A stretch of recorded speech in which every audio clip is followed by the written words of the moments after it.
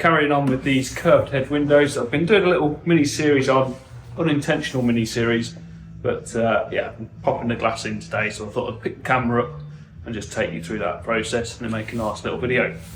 So I've detailed in previous episodes about how I've made these casements up, and you've seen how all this comes together. Very unconventional window, but this bit of glazing might apply to certain normal sash windows, so it could be relevant for a few people. But we're out the other side of the painting process, so everything's pretty much fully finished. These are going to get a coat of one more coat of paint, brush applied, when they've been fitted, so we'll get a hand finish to all the insides and everything. So quite a nice little process to do it this way, because if you make any damages or marks, you can get it final touch up just after they've been fitted. But here's a piece of glass, very expensive sealed double glaze unit. I kind of took for granted in a few of my other videos, based on the comments I got. Some people have never seen these before, so it's called an IGU, so an insulated glass unit, and 2 panes of glass separated generally by some form of spacer. This one is a 16mm spacer that's I think a super spacer they call it. It's a foam edge, so it's actually a foam bar with a little bit of adhesive tape to both sides of it, and that goes around the edge about 8 to 10 to 12mm, depending on which company you use and the spec of their machines, etc. But about 10mm from the edge of the glass to the inside of that foam spacer, and then the backing edge is filled with a hot melt butyl or whatever.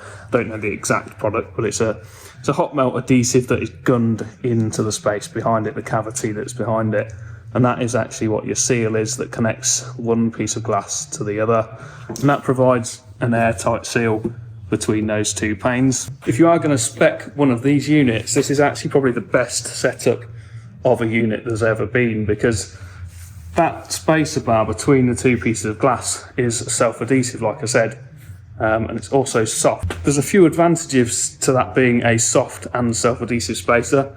Being self-adhesive, it provides just a primary seal, so you've got, it's not an airtight seal, but it is helping to seal the 2 pieces of glass together, because it's obviously sticking them together. Obviously there's gaps in the corners, but it's just another little bit of extra something along the majority of the runs around the glass unit that make it just a tiny bit more reliable.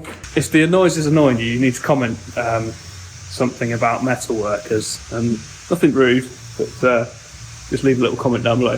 The advantage of having a soft spacer is that you've got quite adhesive in colder temperatures, especially, is quite hard, that's gunned around the edge of the unit. So if you have a metal spacer, hey, this was only meant to be a short introduction to the video, I've gone off on a right tangent here. But if we take a cross-section look at this unit, so if we sliced it through here and looked at this section of joint here from this angle, this is obviously the pane of glass, and another pane of glass, and then this would be our foam spacer bar that you can see there, that is the white piece.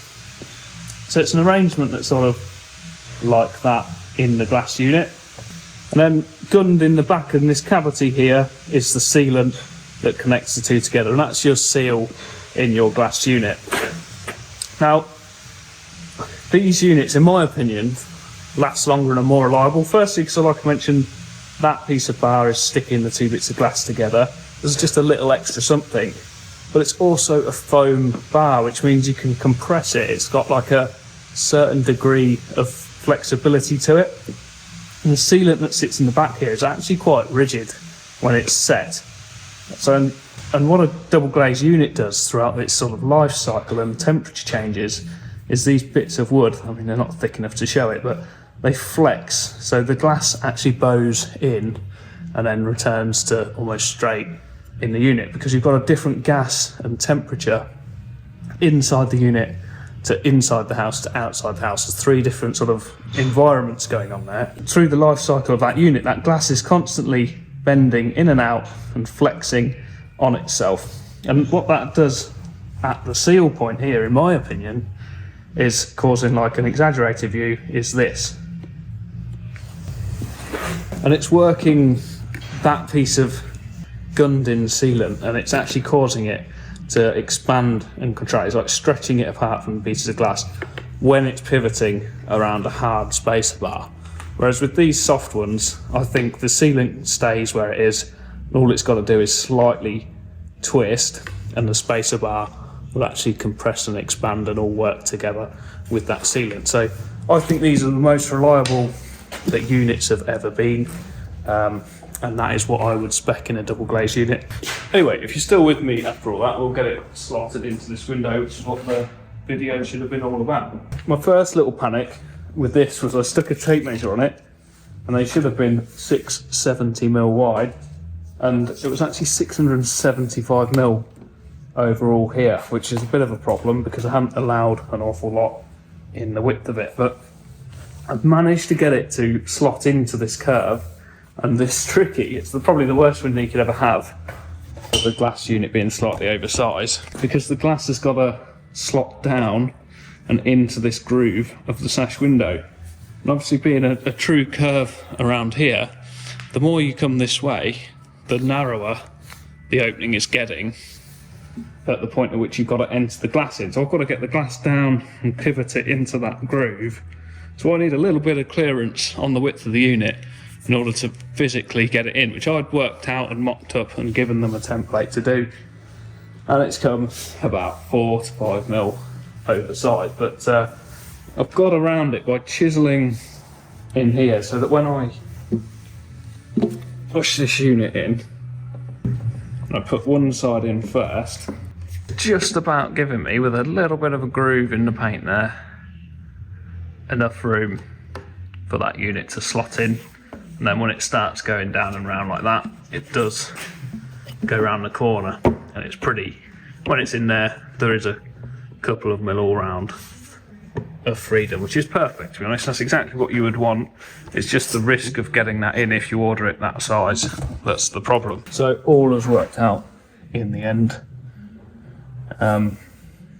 Just was a little bit of a panicky moment, and the glazing bar lines up beautifully down here as well, so we'll get that stuck in. This is the stuff we're gunning in. It's a heritage putty by Hodgson's. It's about £12 a tube, so it's quite a pricey product, but it's really good. Got it in the Milwaukee gun. It's a bit of a pain actually if you don't cut the end big enough.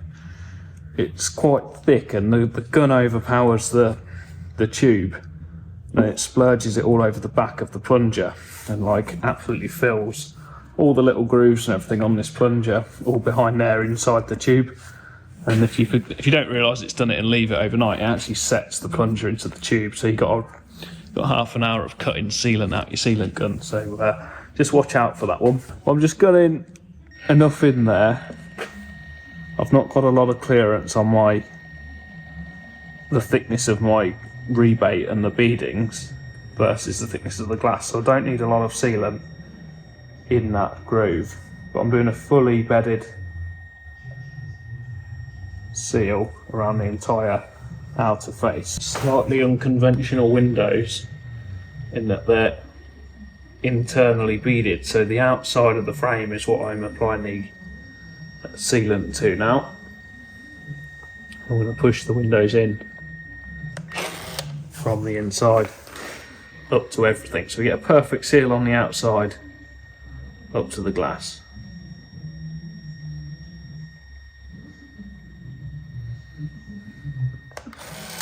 I've actually got one of these like nifty little gadgets I bought when I was big into my windows, but it tells you which way around the unit is and whether it's actually been made correctly. So probably 1 in 10 units they stick the inside label on the wrong pane of glass actually, so I always check every one now.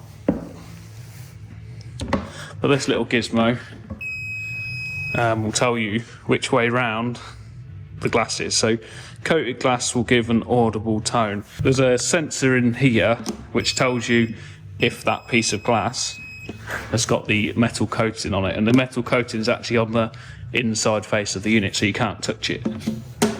If I put it on the other side, press the button, it doesn't give me any sort of audible warning. On the back it's telling me that that pane that's topside now is actually the metallic coated piece of glass, which is the K glass, and that goes to the inside of your house, so the inside pane. But it's got a second little secret to it as well, in that the little tabs on the top, these metal pins, will tell you if it's the right way around that piece of glass as well, because if they've made this wrong, that metallic coating could be on the outside of the unit, i.e. you could touch the metal coating and it'll degrade over time. So if you tap them pins onto the face of the glass, it will actually buzz if that piece of glass has been put in upside down. It's like if you put it on this metal bed here, it will give you a little audible warning.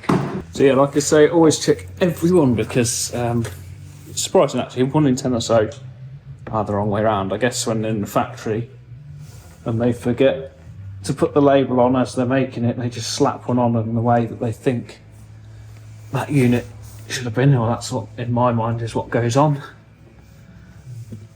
Then you go and follow the label that they've given you. Building regs come round and check it, and you have to turn the unit around. There you go, I've just sat it on there, and what I'm looking for is around this rebate edge. Before I squeeze all the sealant out, is that like the spacer bar is slightly back from the visual edge or the sight line of my actual woodwork. So like down this bar in the middle, all the way around, I don't want that white spacer to be emerging anywhere if possible.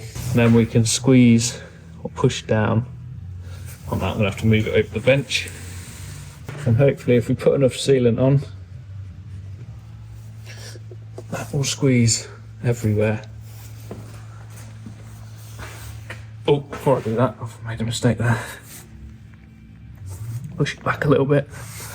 I've got to gun some sealant in that bottom one, specifically for this one that I've had to drop in, because it actually pushes the sealant out of the way down here as I put the unit in. So I'll flip it over and put some in there. Got another tube on the go in a manual gun with a thin nozzle on. I'm just going to try and get as much squeezed in and behind there as possible to give the best seal on that.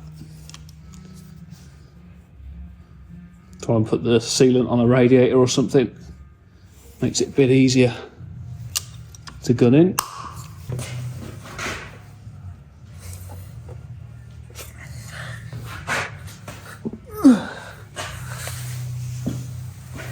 Get sore fingers if you're doing this, so I've got the end of my mallet is actually really handy just to get your shoulder behind and just lean your weight on the glass. Been looking a little bit at the analytics of the channel, so have a guess what age group you think is the most popular age that watches this channel. I've got my little glazing bead that we made, curved. That's going to sit in like so. It's a nice, it's the perfect fit, which you'd expect nothing less, wouldn't you really? I'm not going to push it all the way home, because I will really struggle to get that out, but it looks like it's going to fit beautifully around there. So we'll put some sealant on that as well. Normally, because this is the internal bead, I'd just put enough sealant on here so that it would squeeze out on the sight line. You don't need sealant all the way around like I've just put in there. But this customer is really concerned about sealing these in, so he's actually asked me to completely put sealant right up to the wood all the way around that unit, even on the internal beads. But if it was my window, I wouldn't use tapes. I've gone off tapes because they're horrible to do anything with in the future. If you want to repaint your windows 5 years down the line, you've got that horrible foam tape. There's usually a little bit of a step in it of some kind. Absolutely disgusting, even on a new window, but on a window that's made to look like an original or an old one, it's a horrible way of glazing. This is a much better method. It's just more time consuming, it's more costly. But I would just put a thin bead round almost on the sight line of the unit, push the bead down into it so it's squeezed out to the sight line, and that's all that you need to create a perfect edge to paint up to. We can slop that in there. What's that everyone's just said? I've got a nightmare customer. The same principle again, not ruining my hands. Just Gonna seat that bead round using the butt end of my mallet. I'll link these mallets down below if I can find, if they still sell them, because I've tried all sorts and I just can't move away from them. I think they're the perfect tool. Maybe it's because I had it in my apprenticeship, I've got used to it. But I think they're great. Absolutely great for everything. I feel like I'm talking a lot on this video. Way more than normal. Maybe I've not seen anyone for a few days. I keep getting comments about the music and terrible music, horrible music and stuff like that. Now we're just trying stuff to make it more entertaining, you know. But maybe we'll get some comments with me talking a lot saying, bring the music back and shut up. We wanted to match the beading that was in the existing house as much as possible, so it's got a Grecian style OG moulding in here, which is like an elongated OG with a really tall step to the inside face, and to fit all that in, it's like a 20 odd mil bead to get that to fit in like a relatively thin sash meant that squeezing a little bit everywhere out for like the outside rebate thickness and how much we allowed in the glazing for this sealant. So we came up with a solution for it, but like I say, there's probably only 1 mil of clearance off the double glaze unit, if that, probably half a mil for this sealant, so I'm having to squeeze it out pretty hard. Oh no, I want to do that. Probably the worst thing you could do is dip the end of that in the sealant, because you can spread it everywhere. Bugger. Now, you could pin that, put some little brads in, but I'm going to leave these flat on the bench, and that is really thick sealant, so it's not going anywhere. But if you're going to handle these or go and stack them up somewhere, I would just put a couple of little 23 gauge pins around that sash now. But yeah, it's looking pretty decent. To clean this up now, there's a few methods you can use.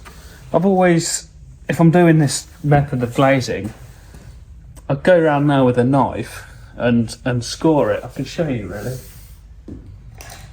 Like just a brand new non-carbide, so you want the standard Stanley blades, like a good quality standard blade, not a hard edged one, because a carbide tipped ones of these actually instantly score the glass. So you just want a standard blade, and you could go around that edge and just let the weight of the knife just rest on the glass, and the blade will sort of cut down the edge of your beads without cutting the wood, and just sort of put a V in the sealant and then let it set. So that creates an opening there that you can then trim the sealant off once it's set without having to try and cut it. You know, once it's set, it's really hard work to cut down through that sealant without scoring the glass when it's set. But my most recent method is like a little bottle of fairy liquid, green washing up liquid. But just liberally spray, like in a bathroom when you're just sealing a bathroom. It's a bit like a release agent. It doesn't melt the sealant, it just stops it from sticking to anything that it's not already stuck to. So as long as your sealant is everywhere you want it to be, I'll just do that now, and then just tool it off and cut. You're looking to get the finish on the sealant that you want. So the sealant to woodwork finish is what you're looking to achieve at this point here, and then we can clean the residue, like the smear that's left on the glass, off later. So because we've sprayed that water on all of the woodwork there, when the sealant gets wiped and it contacts it, it doesn't actually stick to it. So we can just go around and clean that off. And we're just tooling the sealant to a nice finish. Yeah, then we're left with a wet window, but a perfect sealant from the glass onto the woodwork. So it's not stuck to any of that. It'll only be smeared where it's actually squeezed out, and the sealant was squeezed out onto the glass where that release agent obviously didn't get to it. And we'll just let that set now. Now again, we can run a knife round when it's set and just use a scraper to clean that off the glass unit. And then there's no heavy scraping, it's just a light bit of scraping. It takes about, a unit like that both sides is going to take about 10 to 15 minutes to fully clean and get it glass clean to a perfect finish. Go you cleaning off the outside, I don't think that'll do us for this video. But dead simple, this is actually the most enjoyable bit because we've already got our putty-like glazing, so we can make these look as near to putty as you like really. It is almost the perfect exterior to a window. Again, squirt that releasing agent, which is very up liquid, washing up liquid, around all the painted surfaces, so you don't want that sealant smearing onto your paintwork. I'm just using these little wedges. They're good because they've got sort of a pliable corner to them. And I'm just going to go around sort of almost at 45 to the woodwork like that, but I'm using the end of the wedge sort of resting on the piece of timber. I'm just going to use it a bit like a snow shovel just to scoop the sealant away from that woodwork. Every time you bring it away, I'll give it a clean. I'll do the two edges sort of that are right-handed for me for a start.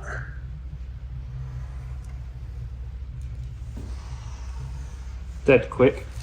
I'll just leave the bits that have spewed off on the window, and they'll scrape off dead easy later on. Then I'll sort of move the window around, or I'll move around the window, keep myself right-handed again, and just repeat, like so. The corner's nice.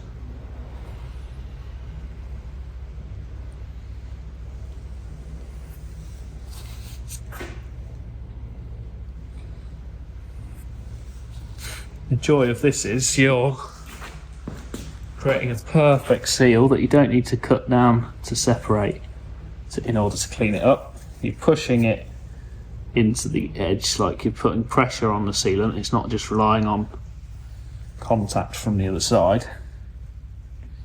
You're physically pressing that sealant, which will give you a much better finish. I'm just faffing now, I don't need to go around twice. And it's dead quick. Look how quick that was. I'll just leave that now, come back to it tomorrow probably, and then I'll use a scraper like this. I've modified this one, cut the corners off so the blade sticks out more, but I bought these blades. They're the wrong blades, and I didn't know you could get different sized Stanley blades, but these are like a 1991 blade or something it says on it, or a 11911 Stanley. It's a shorter, thinner Stanley blade. So did you know that you could get different sized Stanley blades, but they don't fit anyway, so I've been conned there. But yeah, I'll just go around afterwards when this is set and just knife on the glass, like flush on the glass up to this edge.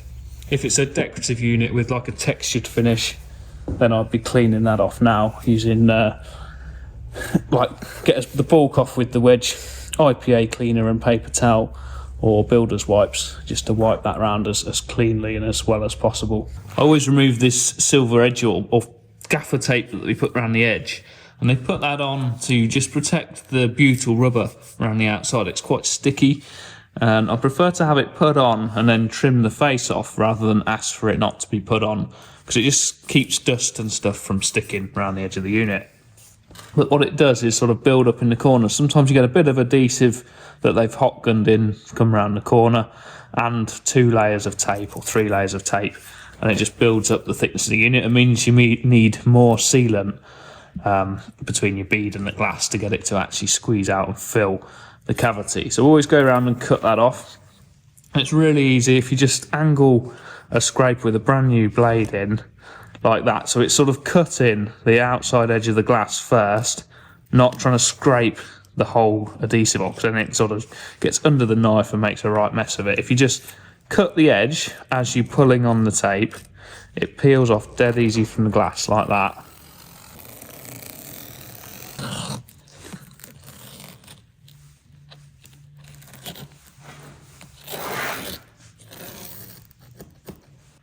Hopefully you can see here where it's like got a little bit of adhesive just come around the corner. That would make a nightmare to seal with the sealant because it wouldn't push out. It'd take a lot of sealant to fill that void. So we're just bringing the knife round that corner and we've cut that off a little bit of black sealant, look, and flushed it up with the glass. And if you get your technique right, it's really quick to go around the unit.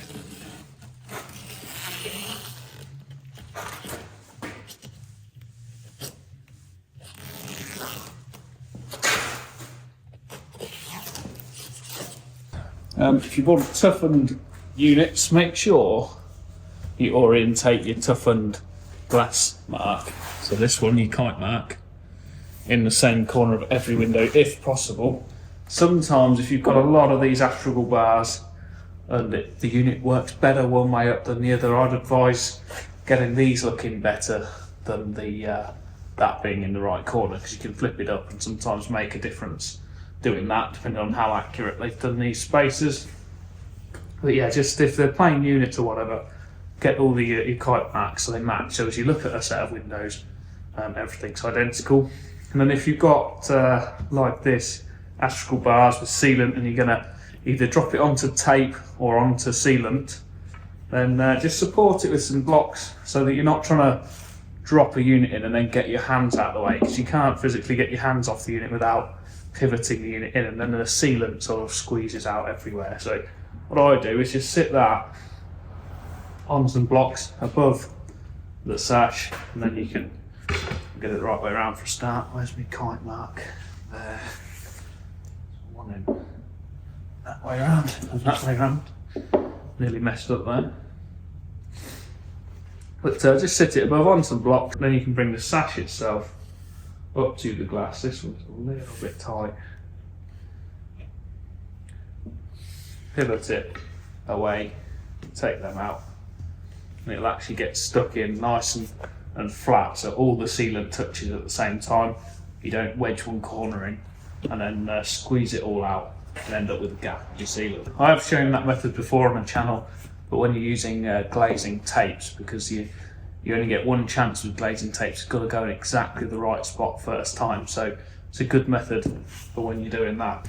And just got to make sure these centre bars, because tapes as well as just using sealant, touch down as well. So I tend to stick, again, the rubber mallet underneath and just use the weight of the unit. And you've got to work them in. You can't just go in one spot, put a heavy push. You just got a gentle push all the way along them bars, because they're only little, like in this case about 13mm thick pieces of coir, which has got no strength at all really.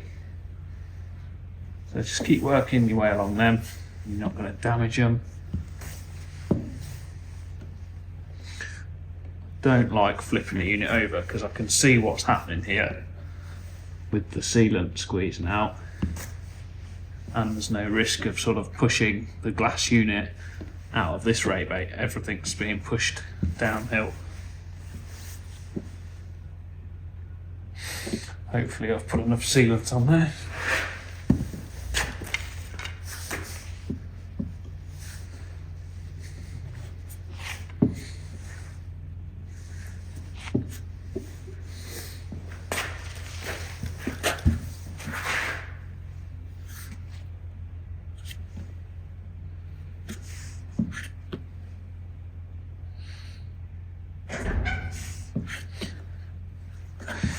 This sealant's pretty thick, but if you do that and it looks about right, get these beads on and sort it out.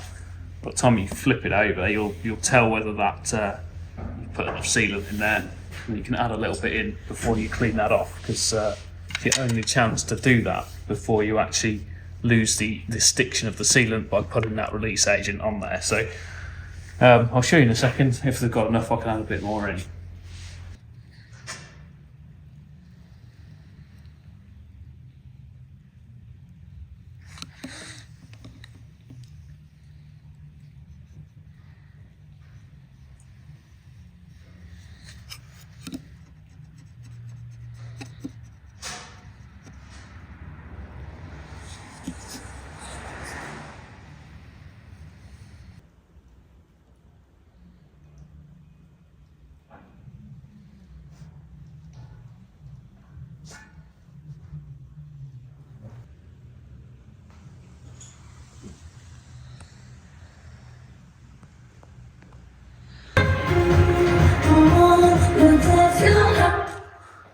The one that takes you home, that takes your bum.